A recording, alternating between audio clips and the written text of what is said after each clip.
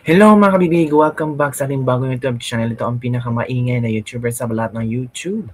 Ako si Kabibig, maglebak-lebak na tayo with evidence. Pakinggan natin ang malaking sorpresa ni VP Sara sa UK, mga kabibig. At hindi lang sa UK, kundi sa lahat ng mga DDS, sa lahat ng sumusuporta sa pamilyang Duterte. Grabe kabibig, dinumog si VP Sara sa UK. At talagang isinisigaw ng mga OFW doon, Duterte kabibig. Yun ang sinasabi natin, mataas ang trust rating, mataas ang performance rating, mataas ang net satisfaction rating. So ito yung tao na, kinasuhan na ng betrayal of public trust. Diba? House Prosecution Panel, Jingle Westro, tingnan mo ito oh. Tingnan mo kung gaano kadaming mga OFW ang suportado ang mga Duterte at si VP Sara ang kanilang tinatawag na maging the next president sa 2028. At ito yung gusto nyong i-impeach. Kasi alam nyo naman na kung si VP Sara ang uupo, lagot ang mga corrupt, lagot ang mga magnanakaw, at lalong-lalo nang mananagot ang pamilyang Marcos. Kaya sabi ni VP Sara, hindi ako magre-resign. Kasi parang trinaydor ko na yung 32 million na bumoto sa akin. Wala na akong pakialam kung i-impeach ako ni BBM. Ma-impeach ako, hanapan niya ako ng paraan para ma-impeach. Pero hindi ako magre-resign. Na ganun katapang si VP Sara kabibig. Kung sinasabi ng iba, VP Sara, mag-resign ka na lang para hindi ka ma-impeach. VP Sara, hindi siya ganun kaduwag. Matapang si VP Sara kabibig at hindi siya magre-resign. Sa lahat ng mga nag-call out dyan na mag-surrender lang si VP Sara, mag-resign na lang, excuse me. Hindi siya magre-resign. At ito pa ang big surprise na ibinulaga ni VP Sara sa mga DDS, sa mga Duterte supporters, mga kabibig. Grabe. Totoo kaya na makakalaya na si PRRD next week? Nako, grabing revelasyon yan. Panoorin natin ang full na speech ni VP Sara sa UK, sa United Kingdom. Let's watch this video kabibig ha. I-share ko lang sa inyo at sa mga lahat na nagalit dyan, kabibig sa pasensya na ito nakabibig. Kinig tayo. Ang susunod na pagpapasalamat, makikita ko po siya sa susunod na linggo. Mahal nating lahat at inaantay natin lahat ang kanyang paglabas at pag-uwi sa Pilipinas.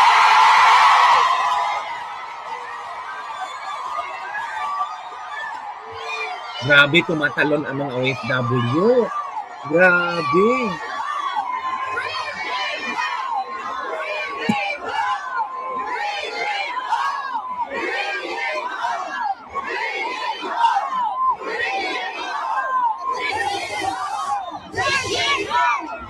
Mga kababayan, Assalamualaikum warahmatullahi wabarakatuh. Umayong adlaw kaninyong tanan. Naimbag na adlaw kada kayo amin. Magandang araw sa inyong lahat. Meron lang po muna akong paalala para hindi tayo ma-excited at manggigil ngayong hapon na ito. Kasi nakita ko sobrang dami ng ating mga cellphone, camera, at iba't ibang pang photo at video na gamit. Ibig sabihin, lahat gusto makakuha ng picture. Inday Sara, wala na kaming pakialam sa message mo, basta meron lang tayong selfie. Kaya, binigay ng organizers para sa ating lahat mamaya ang photo opportunity ng lahat. Isa-isa. Kaya, hindi kailangan manggigil dahil habang merong nakapila para sa picture, ay gagawin natin mamaya. Mahal ko kayo. Maraming salamat.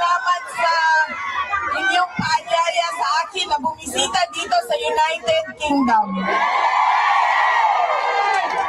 Ang susunod ko po ay yung munang ating pagdarasal at pakikiramay sa lahat ng mga kababayan natin doon sa Pilipinas na dumadaan sa hirap, may sakit, at mga biktima ng iba't ibang kalamidad na dumadaan taon-taon sa ating bayan. Tayo ay nakikiramay sa kanila.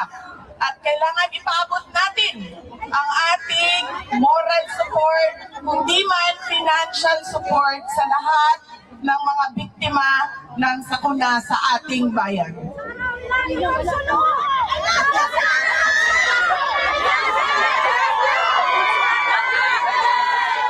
Maraming salamat, ma'am. Maraming po din kayo.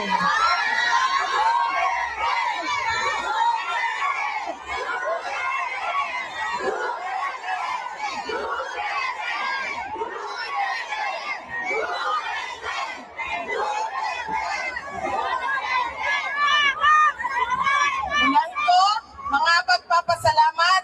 Una, ang pagpapasalamat natin sa Diyos. Kaya para sa araw na ito, na ibinigay niya sa atin para magtipon-tipon. Malayo man tayo sa ating bayan. Ang iba sa atin hindi na nakauwi ng Pilipinas. Pero binigay niya sa atin ngayon ang araw na ito para ang mga Pilipino magsama-sama at ipakita natin ang ating galit sa nangyayari sa ating bayan ngayon.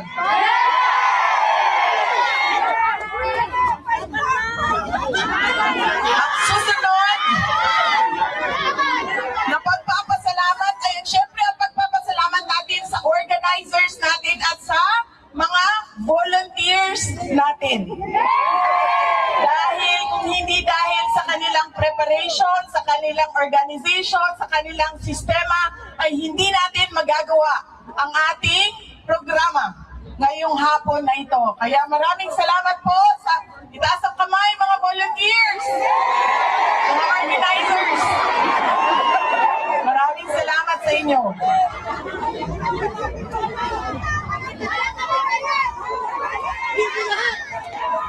Lahat tayo, ma'am. Hindi ba yan?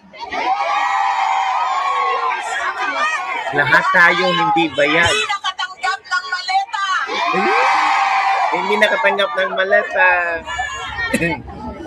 Magpapasalamat tayo, syempre, sa local government unit ng London at sa UK government dahil pinayagan nila tayo na magtipon-tipon ngayong hapon na ito. Ang susunod na pagpapasalamat ay mula sa akin para sa inyong lahat. Marami ang nagbiyahe sa iba't iba at malalayong lugar ng United Kingdom. Maraming salamat. 4 na oras, 5 oras, 6 na oras na pagbabiyahe para lang makaabot dito ngayon. Meron ang nawala sa trabaho, nag-undertime, nag-absent, nawala ng trabaho dahil hindi pumasok, hindi na natuloy ang biyahe, hindi na natuloy ang lakad dahil ibinigay ninyo ang oras ninyo para sa ating pagtitipon ngayong araw na ito. Maraming salamat sa inyong lahat. Napakasimple ni VP Sara. No? Napakasimple.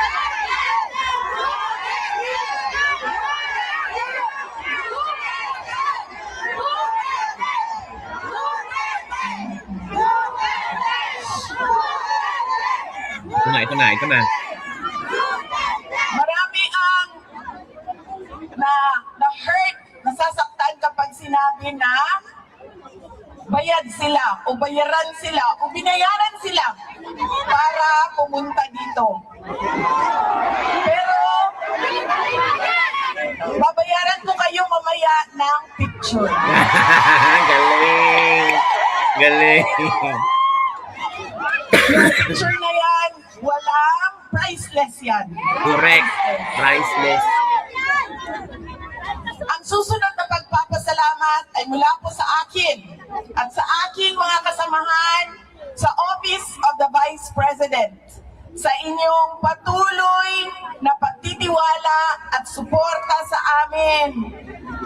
Kahit na hirap yung opisina namin at Tama. maraming Hirap na hirap batikos talaga. at paninira sa OVP. Mula sa aming lahat, maraming salamat sa inyo mga kababayan namin.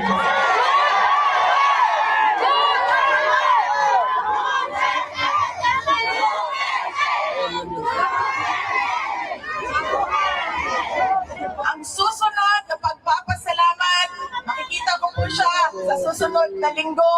Mahal nating lahat at inaantay natin lahat ang kanyang paglabas at pag-uwi sa Pilipinas. Grabe, tumatalon ang mga tao. Nagiyawan.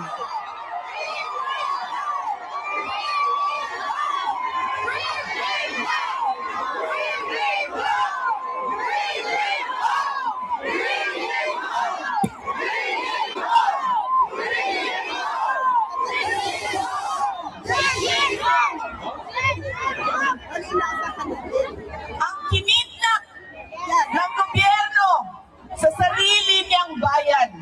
Na.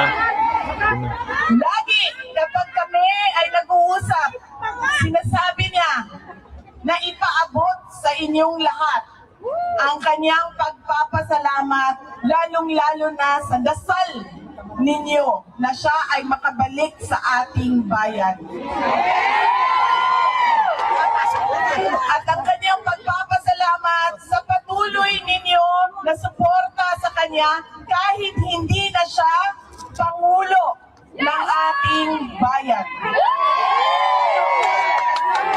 Dahil siya ang parating Pangulo ng ating mga puso. Oh, tama. Pinapaabot niya lagi.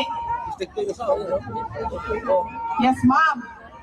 Hindi natin makakalimutan ang kanyang sakripisyo na ginawa para sa ating bayan. Natural. Pinapaabot niya ang Hindi talaga pasalamat kalimutan. sa inyong lahat.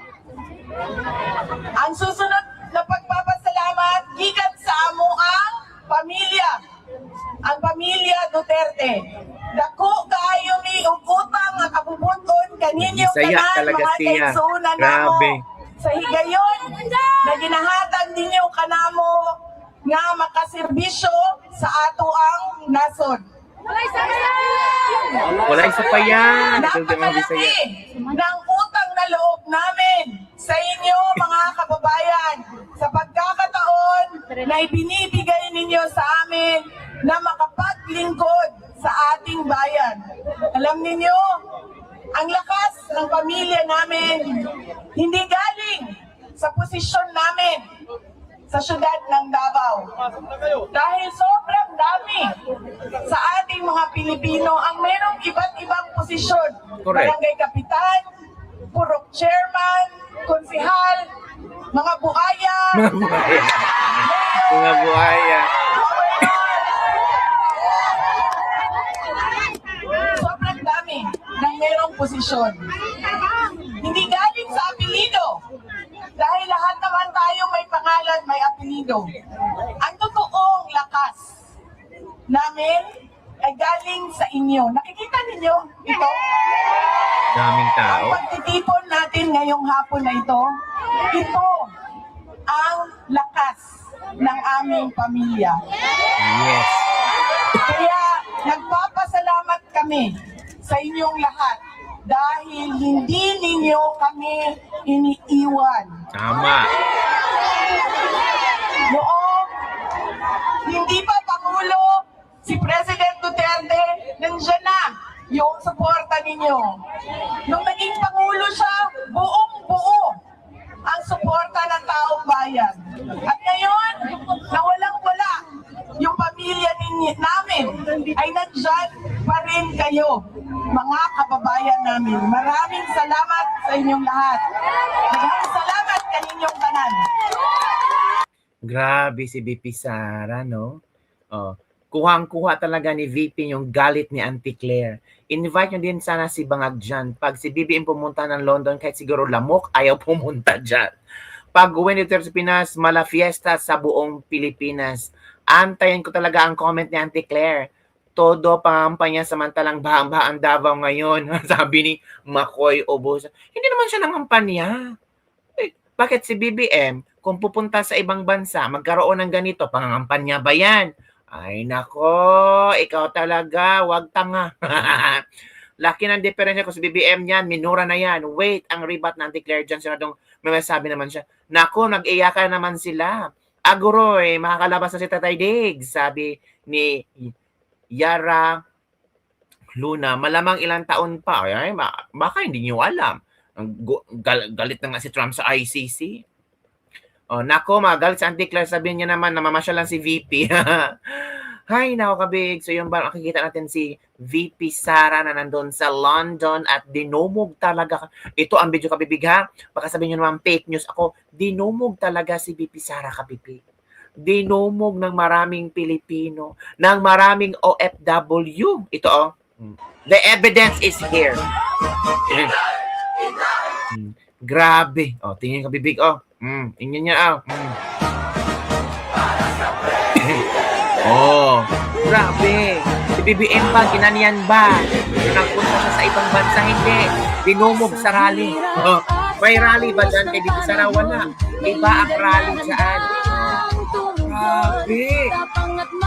Hala, yan ang tinatawag nating, ano ba? Yan ba ang tinatawag na betrayal of public trust? Ay nako, how? Jinky, manood ka. Nakailan Jinky. Ay, hala. Grabe si Bibi Sara, as in. Grabe. Ay, grabe.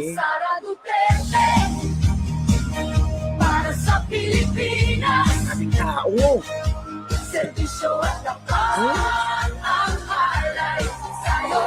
Sama-sama, walang iwanan. Panalo ang mamamayan. Laban sa krimen at kasama kaayusan ng Grabe, ang dami. pahihiraling sa bansa. Sa mga nalululong sa bisyo at dilim, may tangan para sa Oh, kabataan. daming tao.